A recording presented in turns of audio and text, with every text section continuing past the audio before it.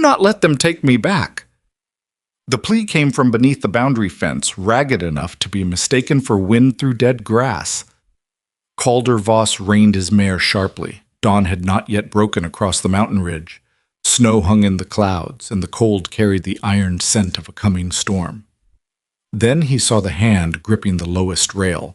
It was large, calloused, bloodless from cold. Calder swung down, favoring his stiff right knee only once. Beyond the fence lay a woman of astonishing size, half covered by a torn wagon tarp. She was longer than most men were tall, broad through the shoulders, with powerful arms marked by labor scars. Honey blonde hair spread across the frozen ground. A brass locket rested against her throat. Calder stopped breathing. 20 years vanished. A dying woman, floodwater, a trembling child too large for her age. A promise spoken beneath a broken wagon while rain washed the world gray. "Lenora?" he murmured. The woman's eyes opened. Gray-blue, frightened, defiant. Her arms swept toward him with enough force to knock aside a lesser man, but fever had stolen the strength from it.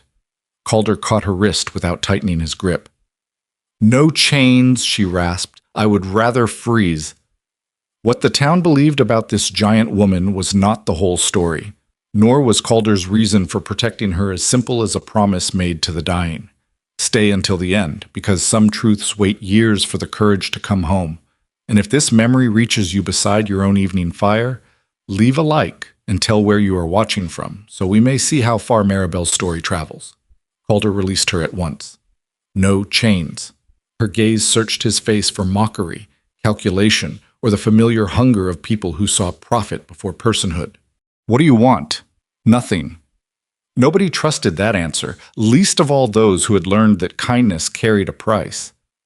The woman tried to rise. Her arms trembled beneath her weight. Even weakened, she pushed herself halfway upright, towering from the ground like a wounded creature too proud to remain fallen. The locket opened. Inside was a painted likeness of Maribelle Rowan. Calder touched the repaired seam along his coat shoulder. "What is your name?" Her chin lifted. "Maribelle Rowan." The world became quiet. Calder had buried an empty box for her beside an aspen tree 19 years earlier. He had carved her name into the wood himself. He had believed fever took her before he could find the mission where she had been hidden. Yet she stood before him now, alive and shivering, wearing Lenora's face around her neck. A distant hoofbeat rolled through the valley. Maribelle heard it too. Fear changed her more completely than fever. She seized the fence and dragged herself upright. At full height, she nearly met Calder eye to eye. Her faded blue dress had split at one shoulder. Muscle rose beneath torn cloth, immense and hard-won, but she folded inward as though apologizing for the space she occupied. They followed the wagon. "How many?" "4, perhaps 5. Calder glanced toward the ranch house, then the narrow pass below. "Can you walk? I can work?" That was not the question. Shame crossed her face so swiftly that another man might have missed it. Calder turned his back and crouched. Maribelle stared. "What are you doing, saving time? I am too heavy. So is a winter steer. I have carried those." Anger warmed her eyes. "I am not livestock. No." Calder looked over one shoulder. "Livestock complains less." For one breath, disbelief loosened her expression. Something almost like laughter touched her mouth, then vanished beneath exhaustion. She placed one arm across his shoulders. Calder rose carefully. Her weight was considerable, yet the greater burden was the knowledge pressing against his ribs. Lenora's daughter lived. She had reached his land alone. Someone had taught her to fear being returned more than she feared dying in snow. Inside the house, Calder settled her near the stove, wrapped blankets around her, and set water and bread within reach. Maribelle watched every movement. "You know medicine? Enough to avoid killing a guest. I am not a guest." Calder placed a second cup of coffee on the table before realizing what he had done. For years, he had poured it away. This morning, steam rose from it between them. "You're under my roof." "For how long?" "As long as you choose." She looked toward the door, then the windows, counting them. Calder pretended not to notice. When she stood again, the rafters seemed lower. Her shoulders drew inward. Calder faced her fully. You never need permission to stand your full height here. Maribel's eyes filled, though no tears fell. Before either could speak, horses stopped outside. A fist struck the door. Calder Voss, a man called from the porch. We carry territorial authority. The woman inside has been declared incapable of governing herself. Paper rustled beyond the wood. Maribel went pale. Calder reached for neither rifle nor anger. He simply stepped between her and the door.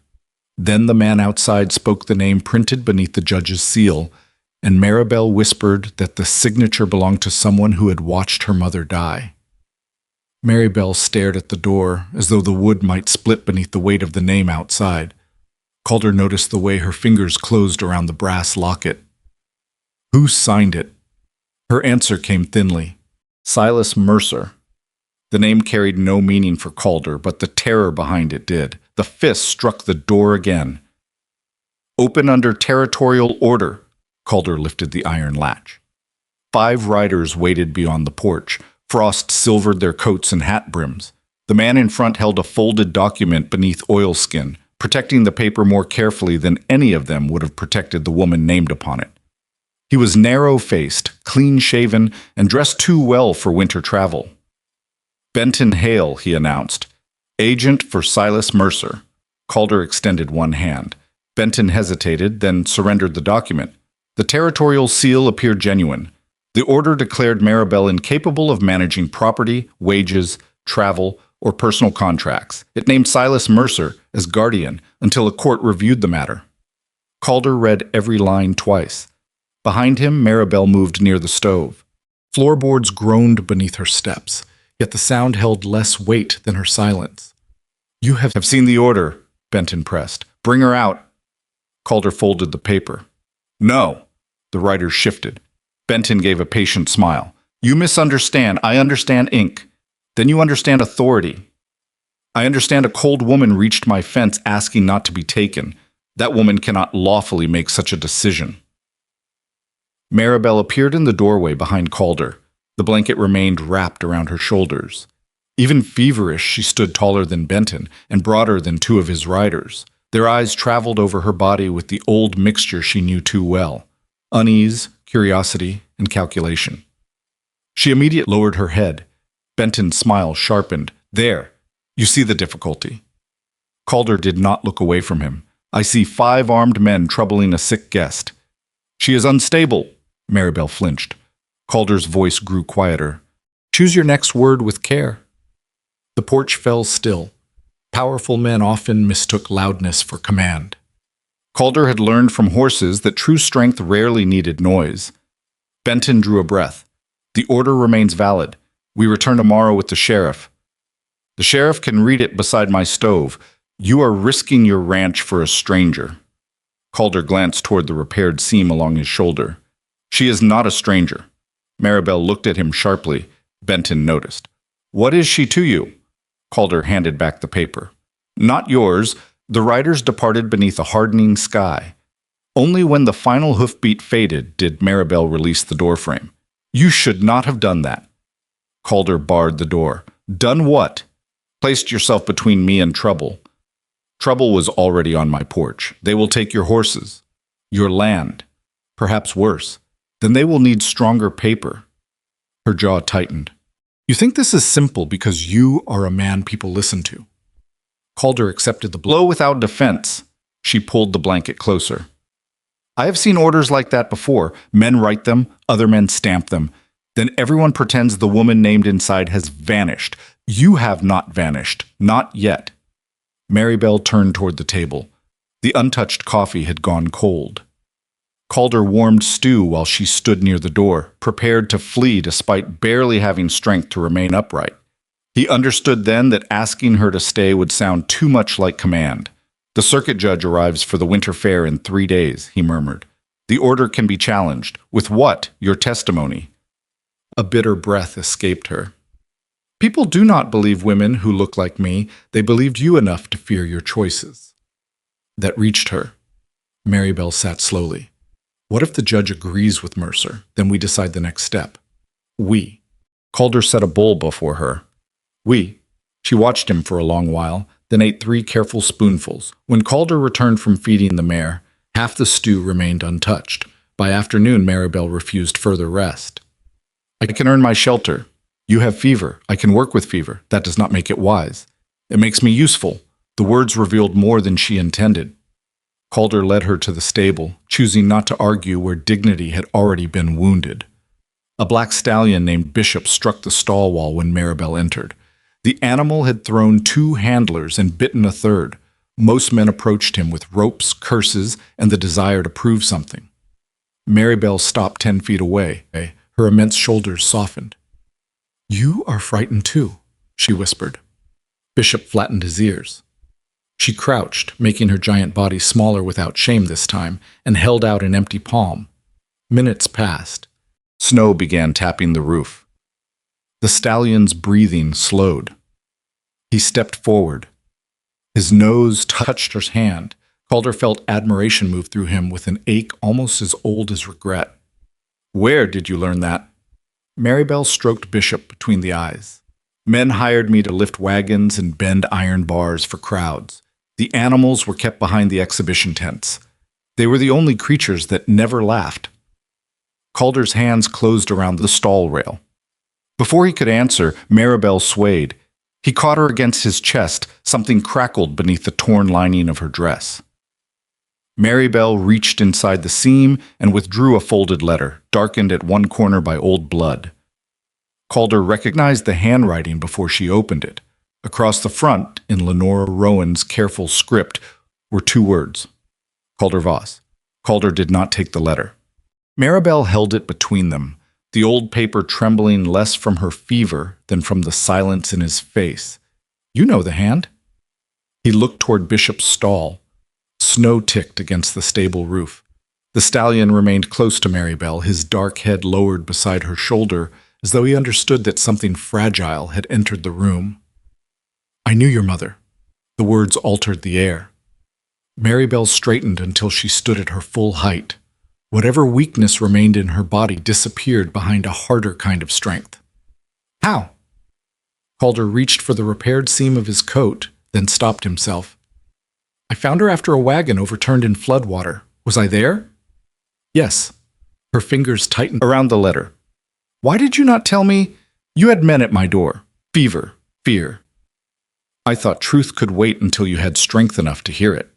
Maribelle gave a low, wounded laugh. "Men always decide when a woman has strength enough for truth." Calder accepted that too. She unfolded the letter. The first lines had blurred where water or blood once touched them, but the remaining words were clear. "Calder, if this reaches you, then I have failed to outrun the danger I feared. Someone near our family has learned what Maribelle may inherit. They will call her simple. They will call her unnatural. They will use every frightened glance against her." Maribelle stopped reading. The stable seemed to narrow around her. "What did she ask of you?" Calder's jaw tightened. He could have spoken then. He could have placed the whole burden between them, the dying promise, the years of searching, the empty grave, the belief that he had failed before he understood what failure meant. Instead, shame held him silent. "Maribelle noticed she made you responsible for me." "No. Then why are you protecting me?" Calder looked directly into her eyes. "Because you asked not to be taken. That is not the whole answer. No." Her face changed, not anger, something worse, recognition. She had known all her life what it felt like to be tolerated for a reason nobody wished to name. Maribelle refolded the letter with deliberate care. "I will stay until the judge arrives. After that, you owe me nothing." Calder wanted to tell her that debt had nothing to do with the ache beneath his ribs. Before he found the words, wind struck the stable walls with sudden force. Bishop shrieked. A loose shutter tore free and vanished into the whitening yard. Calder stepped outside. The mountains had disappeared behind snow. The storm came down without warning, fast and heavy, swallowing the fence line within minutes. Horses crowded the rear stalls, restless beneath the roaring roof. Maribelle joined him at the doorway. "You should return to the house. So should you. The east pasture horses are still out." Her eyes followed his toward the buried slope. "How many?" 11. She wrapped the blanket tighter and reached for a hanging coat. Calder blocked her path. You can barely stand. I can stand long enough. This is not work you owe. No. Maribelle fastened the coat. It is work that needs doing. They entered the storm together. Snow struck like thrown sand. Calder led with a rope around his waist while Maribelle followed the line toward the east pasture. Twice his injured knee buckled in drifts. Twice her hand steadied his back without comment. They found the herd pressed against a broken fence where a fallen pine blocked the narrow return trail. Calder began cutting branches. Maribelle studied the trunk, planted both boots, and lifted. Muscle rose beneath her torn sleeves. Her face tightened with effort, yet she did not roar or perform for an invisible crowd. She simply raised the weight high enough for frightened horses to pass beneath one by one. Calder drove the final mare through, then lowered the tree beside her. You could have torn something, so could you. They shared one breath of exhausted understanding before a cry reached them through the storm. A child. The sound came again from the road below. Calder and Maribelle followed it to an overturned wagon half buried in snow. A man lay beside one wheel with the bleeding temple, conscious but dazed. Inside, a boy no more than 7 clung to the broken frame. The axle pinned my leg. The child whimpered. Calder crawled beneath the wagon, but the angle was wrong. His knee would not bear the leverage. Maribelle crouched beside him. Move when I lift. You are already spent. So is the boy. She braced both hands beneath the wagon bed. Calder saw fear in her face, but none of it was for herself. Maribelle lifted. The frame rose inch by inch. Calder pulled the child free and rolled clear as the wagon settled into snow. The boy stared up at Maribelle. You are bigger than my father. Maribelle flinched, waiting for laughter. Instead, the child reached for her, and you saved me. She gathered him carefully against her chest, holding him as though his small body carried every tender thing she had been denied. By the time they reached the ranch, the boy's father had regained his senses.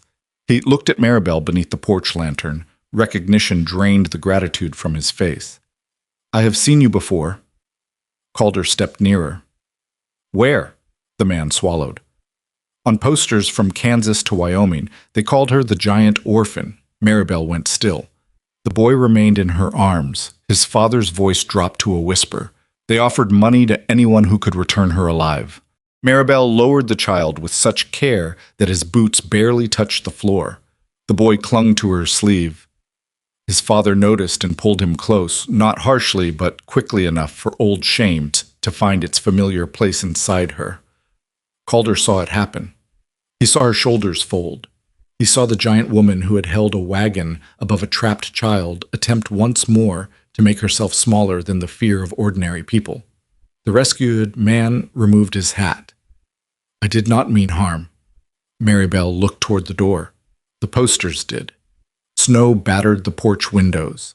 The storm sealed every road, yet she moved as though distance alone could protect Calder from the trouble attached to her name. The boy reached around his father. She is not a monster. Nobody answered at first. Children sometimes spoke truths adults had spent years training themselves not to see. Calder opened the spare room and instructed the injured travelers to rest until morning. By the time he returned, Maribelle had wrapped her torn dress beneath a heavy coat and fastened her mother's locket at her throat. She carried the letter. You are leaving. I am removing the problem from your house. The storm would kill you. Then Mercer cannot profit from me. The quietness of it struck harder than panic. Calder stepped between her and the door, but left enough distance that she would not mistake protection for imprisonment. Move. No. Her gray-blue eyes hardened. You promised no chains. I have placed none. You are blocking the door. I am asking you to survive the night. You are deciding again. Calder's restraint fractured, not into anger, but truth. I promised your mother that nobody would take your freedom. Maribelle stopped. Even the storm seemed to draw back. Calder touched the repaired seam of his coat. Lenora pulled me close beneath that broken wagon. She could barely breathe. She made me swear that I would find you, protect you, and never let another person teach you to be ashamed of what you were. Maribelle stared at him as though each word had arrived years too late. You knew. I believed you died. You knew who I was at the fence. Yes. And still you let me sit in that house wondering why a stranger cared. I was afraid the promise would make every kindness look like duty. Her face tightened. Was it? Calder had faced frightened stallions, winter floods, and armed men without feeling as defenseless as he did beneath that question. At first it was the promise. Maribelle swallowed. He continued before courage failed. Then you lifted a tree for animals that could never thank you. You carried a child while barely able to stand. You offered gentleness after the world had given you none. His voice lowered. I do not know what name belongs to what came after. The confession opened something between them, but not enough to heal what silence had wounded. Maribelle looked down at the letter. My mother trusted you more than she trusted her own blood. Yes. And you hid that from me. Yes. She pressed the paper against her chest. I cannot forgive what I do not yet understand. Calder nodded. I know.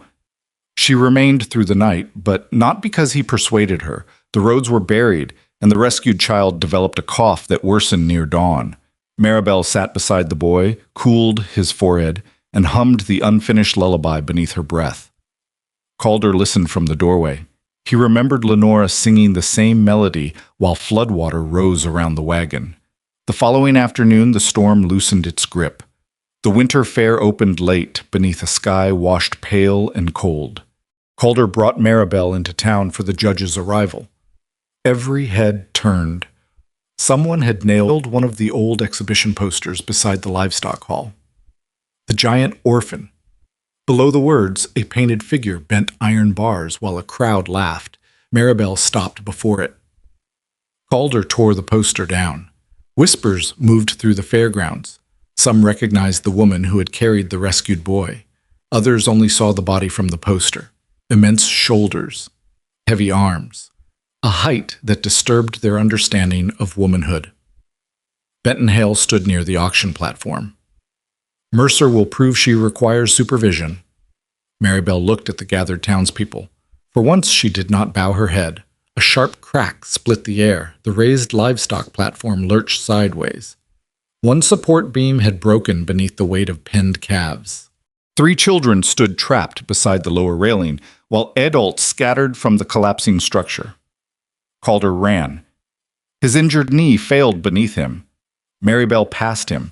She reached the platform as the main beam gave way. Her hands rose. Timber crashed against her palms and shoulders. The full weight drove her to one knee. Take the children! Calder crawled beneath the tilted railing and pulled the first child free. 2 townsmen followed, dragging out the second. The smallest girl froze beneath the platform, staring at Maribelle's trembling arms. Maribelle's face had gone white. Come to me, she breathed. The girl moved. Calder seized her and rolled clear. Only then did Maribelle release the beam. The platform thundered into the mud. Silence spread across the fair. The little girl ran back and wrapped both arms around Maribelle's leg. Nobody laughed. Nobody looked at the fallen poster. The circuit judge climbed onto an overturned barrel and surveyed the wreckage, the children, and the woman kneeling among splintered boards. His expression revealed nothing. Maribelle Rowan's competency hearing will begin tomorrow morning. Benton smiled. The judge turned toward Calder. And Calder Voss will testify under oath regarding the promise he made to Lenora Rowan. Maribelle looked at him across the ruined platform. The judge's final words carried through the crowd. His testimony may protect her freedom or prove that he has no lawful standing to remain beside her. The hearing took place inside the feed hall because no courtroom in town could hold the crowd. Farmers stood along the walls with hats pressed to their chests. Mothers kept children near their skirts. The rescued boy sat in the front row with both hands wrapped around a small wooden horse Calder had carved for him before dawn. Maribelle stood alone before the judge. Calder remained 3 paces behind her, not beside her. The distance had been ordered by the court, yet it felt like a warning shaped from empty floorboards. Benton Hale placed the guardianship papers on a long table. Miss Rowan has no permanent residence, no recognized employment, no husband, and no proof that she can manage the property she may inherit. Maribelle did not lower her head. Benton continued. She has fled lawful supervision, traveled under concealment, and demonstrated uncontrolled physical force in public. A murmur crossed the hall. Calder looked toward the broken livestock platform visible through the open doors. The children she had saved watched from the first benches.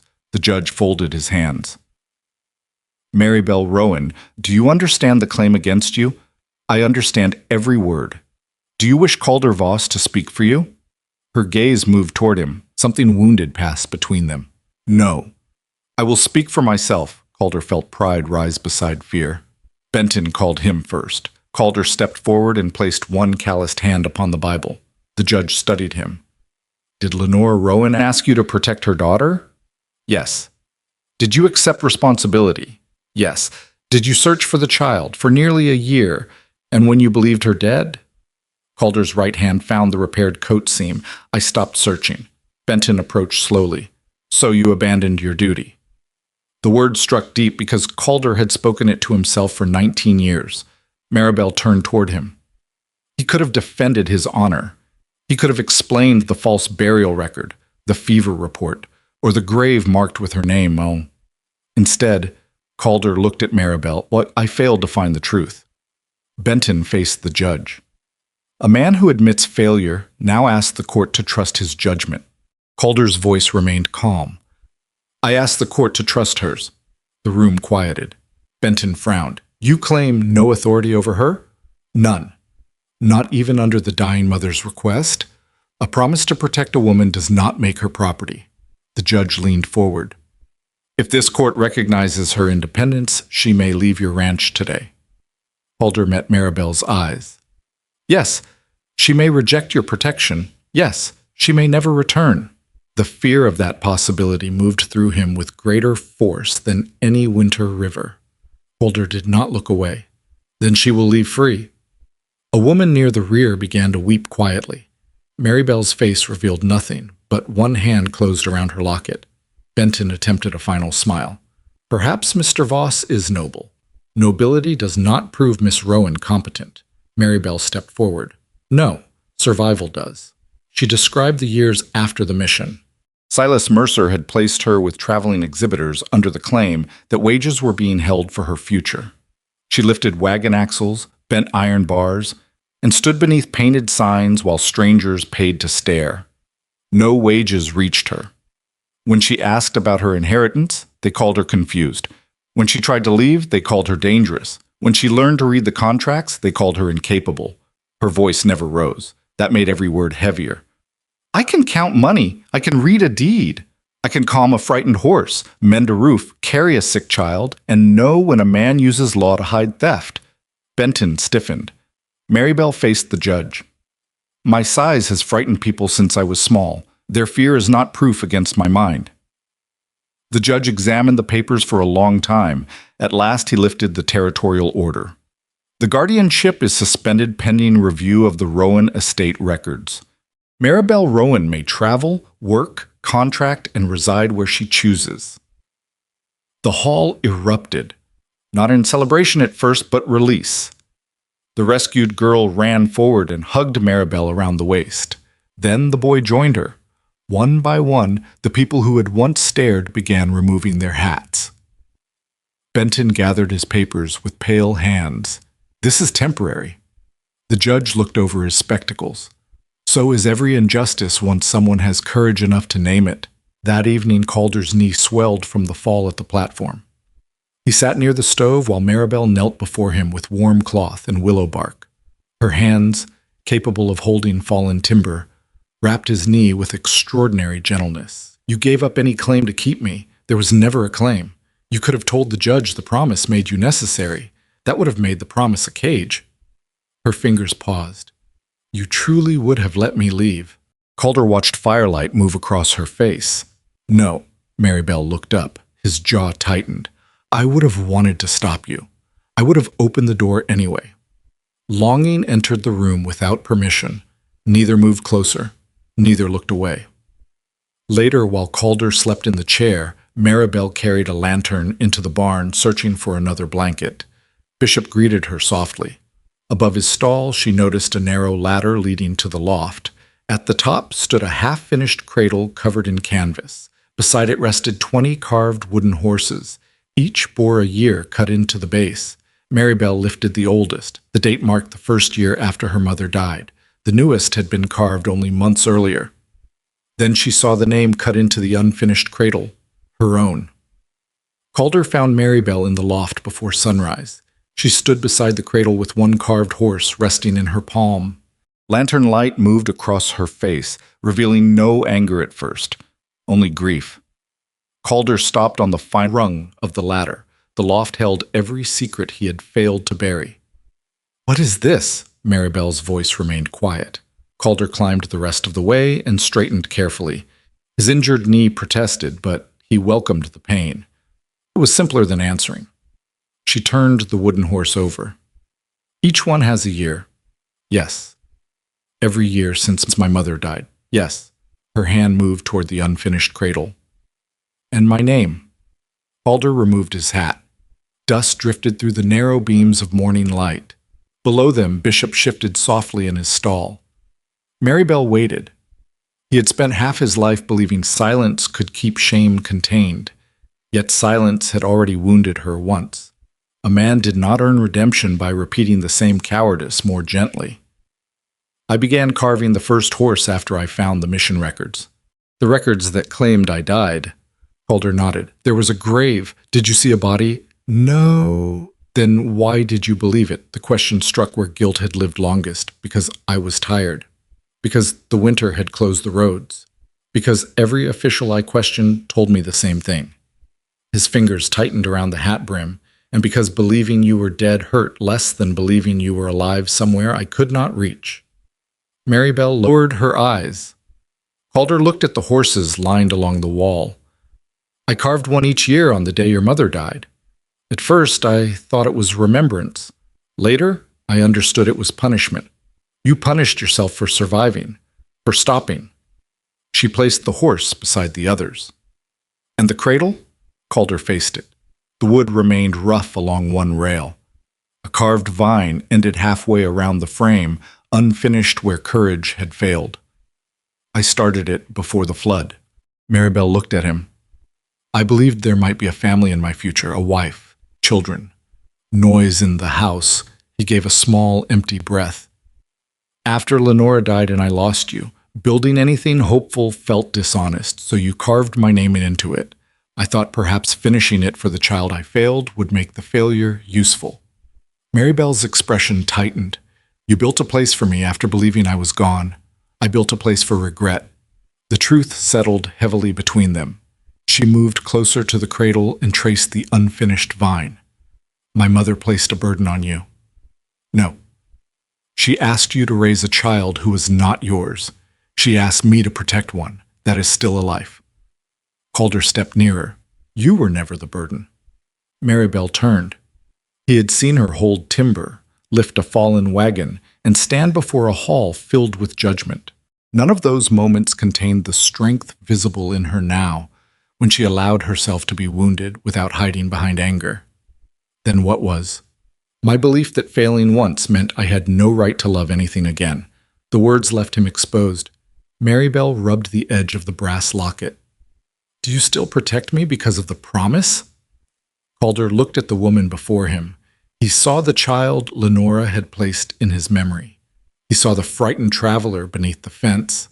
He saw the woman who calmed Bishop with an empty palm and asked permission from nobody when a life required saving. "The promise brought you to my door." Her breath caught. Calder continued, "But it did not make me listen for your steps in the house. It did not make the second cup of coffee feel less foolish. It did not make me fear an empty doorway." Maribelle stood perfectly still. What did? He had no practiced answer, only the plain truth. "Love, I think." The word remained between them, quiet and irreversible. Maribelle's eyes filled. Calder did not touch her. He would not turn confession into demand. She crossed the distance herself. Her forehead rested against his chest. Calder closed his eyes. For one brief moment, the loft became what the cradle had once promised. Not a room built for absence, but a place where two lonely people might stop measuring how much hope they deserved. Mary's hands gathered the back of his shirt. "I do not know how to believe this. You do not have to believe it today. What if gratitude feels like love because nobody else was kind? Calder's heart tightened. Then take time enough to know the difference. She lifted her face. And if I leave to discover it, I will open the door. Pain crossed his expression before he could hide it. Maribelle noticed. That mattered more than any polished declaration. A horse approached the barn at speed. They separated as boots struck the lower floor. The rescued boy's father called from below. Calder, the judge sent word. They searched the county archive. Calder descended first, helping Maribelle only when she accepted his hand. The man waited beside Bishop, breathless from the cold. They found a reference to the Rowan estate records. Maribelle stepped forward. Where? In the old mountain mission. Her face changed. The mission belonged to the earliest fragments of her memory. White walls, lavender soap, a bell at dusk, and a woman who hummed the last line of her mother's lullaby. The place burned. Not all of it, the man replied. A stone records room survived beneath the chapel floor. By noon, Calder and Maribelle rode toward the mountain pass. Snow shone bright along the ridges. Neither spoke of the confession in the loft, but it traveled with them, warming the silence and frightening them both. They reached the abandoned mission near dusk. Beneath the ruined chapel, Maribelle found an iron box sealed with the Rowan crest. Inside lay property deeds, a bundle of letters, and a second brass locket identical to her own. The miniature portrait inside showed Lenora beside another woman. On the reverse, one sentence had been engraved, "For the guardian who must hide her when Calder cannot." Maribelle read the engraving twice. "For the guardian who must hide her when Calder cannot." Cold air moved through the ruined chapel, carrying the scent of stone, old ash, and pine needles buried beneath snow. Calder stood beside her without reaching for the locket. "Do you remember the woman?" Maribelle studied the painted face. The second woman had silver threaded through dark hair and a wide, steady mouth. One hand rested upon Lenora's shoulder. "A voice," Maribelle murmured. "Lavender soap, warm milk before sleep." Calder looked towards the iron box. Letters lay beneath the deeds, tied with faded green ribbon. Maribelle lifted the first bundle. The paper crackled against her fingers. The name on the top page was Clara Whitmore, the mission midwife. Maribelle sat upon the chapel floor because her knees no longer trusted her. The first letter had been written to Calder but never sent. Lenora feared Silas Mercer had learned that Maribelle would inherit timberland, grazing rights, and shares in a silver claim once she reached legal age. Mercer had already begun telling neighbors that the child was slow-minded and uncontrollable. The second letter came from Clara. Lenora had died before dawn. Calder had gone for a doctor, and men loyal to Mercer arrived before his return. Clara took Maribelle through the flooded orchard and hid her at the mission.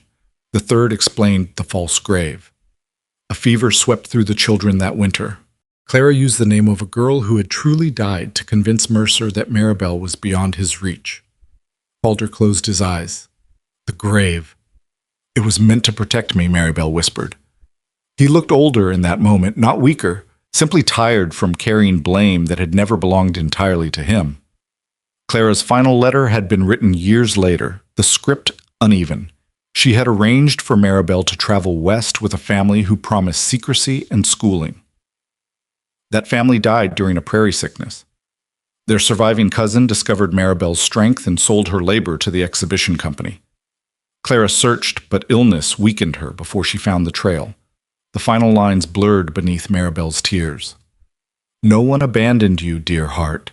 We failed to outrun every cruel hand, but not one day passed when you were unloved."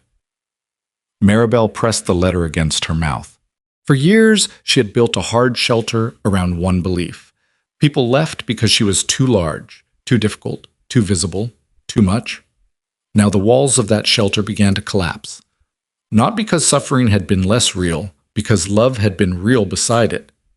Calder lowered himself to the floor despite the stiffness in his knee. "I should have searched longer." Maribelle turned toward him. "No. I believed records written by frightened people. You were one man. I gave my word, and Clara kept it when you could not. The truth did not release him at once." Old guilt rarely left through an open door. It lingered in corners. Uncertain where else to live, Maribelle placed the second locket in his palm. My mother trusted more than one person. Calder stared at the engraved words. She knew strength sometimes required passing the burden. She knew protection was not ownership. His eyes lifted to hers. Maribelle understood then that Lenore's promise had never chained Calder to failure. It had woven strangers into a family large enough to survive one person falling. They carried the records back to town the following morning.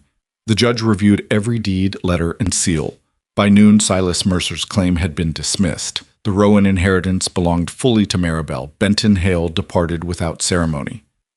There was no grand punishment, no crowd demanding revenge, only a quiet legal entry stating that Maribelle Rowan possessed sound judgment and complete authority over her life and property. The simplicity of those words nearly broke her. Outside the hall, townspeople offered work, meals, and apologies. The rescued girl placed a ribbon around Maribelle's wrist. Bishop's former handler asked whether she might teach him the gentler way she approached horses. For the first time, the world opened. That frightened her more than confinement had.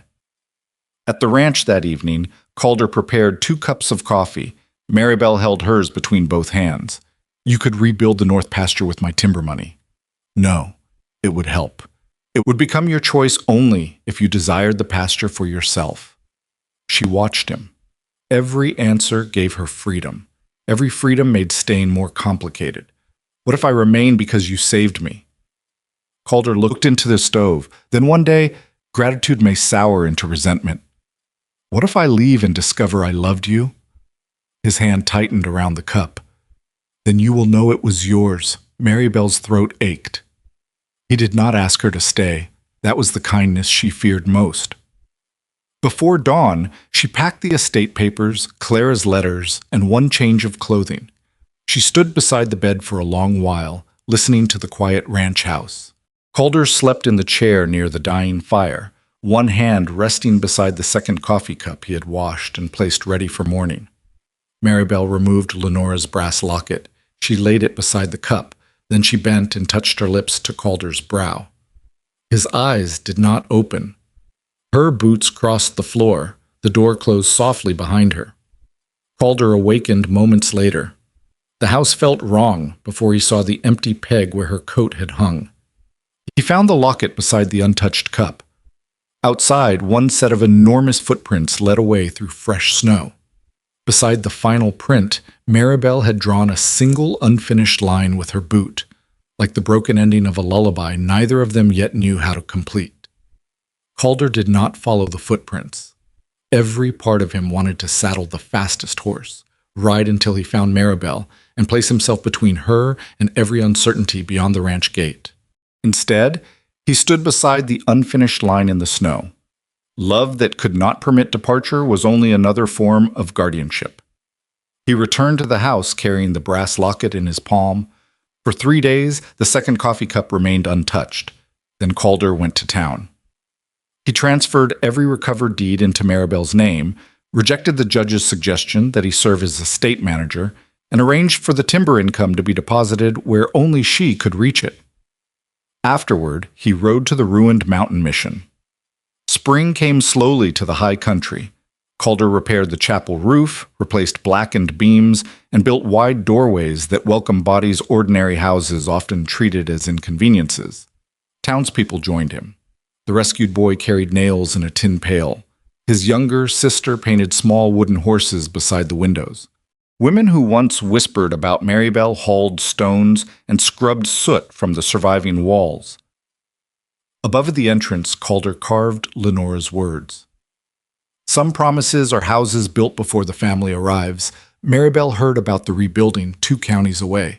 She had spent the winter visiting the timberland, reading every account book, and learning the boundaries of the inheritance that so many people had tried to steal. Freedom tasted strange. Some mornings it tasted like coffee beside a quiet window. Some nights it tasted like loneliness. Nobody ordered her steps. Nobody measured her meals. Nobody asked her to lift iron for amusement. Yet whenever she entered a new room, she still counted the doors and windows. Whenever a horse frightened beneath careless hands, she remembered Bishop lowering his head into her palm. Whenever dawn appeared over distant hills, She heard Calder telling her that she never needed permission to stand at her full height. By early summer, Maribelle understood the difference between gratitude and love. Gratitude looked backward toward rescue. Love looked forward and wished to build. She returned to the ranch beneath a sky heavy with warm rain. Calder was not there. She found him at the mission, standing upon a ladder while children gathered beneath him. One child had a shortened leg. Another was unusually tall for her age and kept folding her shoulders inward. Calder climbed down. He saw Maribelle beyond the doorway. For several breaths, neither moved. She wore a new red work dress fitted to her immense frame. Her honey blonde hair hung loose. Lenora's locket was absent from her throat because it remained in Calder's pocket, carried every day since her departure. Maribelle entered at her full height. "You finished the house?" "Not yet. What remains?" Calder looked around at the children, the repaired walls, and the empty space above the hearth. The family. Her eyes filled. "I left because I needed to know whether I could live without you." His face remained still, though his hands trembled. "And can you?" "Yes." The answer wounded him. Maribelle stepped closer. "I simply do not want to." Calder closed his eyes. When he opened them, years of restraint had softened. He removed the brass locket and placed it in her hand. Inside, behind Lenora's portrait, Maribelle noticed a folded scrap of paper hidden beneath the frame. Calder had discovered it while repairing the hinge. The final lines of Lenora's letter waited there. "Protect my child from those who would make her ashamed. Teach her that her strength is not a burden, but when your grief becomes too heavy, let her protect you too." A promise should never leave only one person carrying the weight. Maribelle read the words aloud. Calder turned away, overcome by the mercy of a dead woman who had understood his future better than he had. Maribelle placed one enormous hand against his back. "You carried the promise long enough." He faced her. "Will you share it for the rest of my life?" Their first kiss held no urgency. It was quiet, careful, and earned through every door Calder had opened without asking her to remain. That autumn, they married beneath the mission bell. The town gathered without spectacle. No posters, no staring crowd. Only children holding flowers, Bishop standing beneath an aspen tree, and two people promising protection that moved in both directions. Calder finished the cradle during winter. He removed Maribelle's name from the rail and carved vines around the entire frame. It no longer belonged to regret. It waited for whatever child might need it, whether born to them or carried through the mission doors by hardship. Years passed gently after that. The refuge became known throughout the territory as Promise House. Maribelle taught children to read contracts, manage wages, calm horses, and stand without apology. Calder taught them carpentry, patience, and the quiet strength of keeping one's word. On cold mornings, he prepared 2 cups of coffee. He never poured the second away. Sometimes Maribelle found him in the barn loft, touching the row of wooden horses. She never asked him to forget the sorrow that created them. She simply stood beside him until sorrow became memory rather than punishment. Girl who once folded her shoulders grew into a woman who walked upright. The boy with the shortened leg became the finest saddlemaker in 3 counties. The rescued child returned as a teacher and placed Calder's first wooden horse upon his classroom shelf. Later in life, Maribelle completed the lullaby. The final verse had waited inside Clara's letters. When storms crossed the mountain, Maribelle sang it beside the hearth while Calder rested his head against her shoulder. They had learned that love did not rescue people by making them smaller, weaker, or forever indebted. Love gave them room to leave, room to return, room to carry one another. And that was how a promise made beside a dying mother became a house filled with living voices. This story is an original work of historical fiction created for wholesome entertainment. All characters, names, locations, institutions, legal proceedings, and events are fictional or imaginatively adapted. Any resemblance to actual persons, living or deceased, or to real events is coincidental. The story does not provide legal, medical, historical, or professional advice. It contains family-safe themes of grief, prejudice, emotional hardship, healing, dignity, mutual respect, and romantic love. No real person or group is intended to be mocked, exploited, or misrepresented.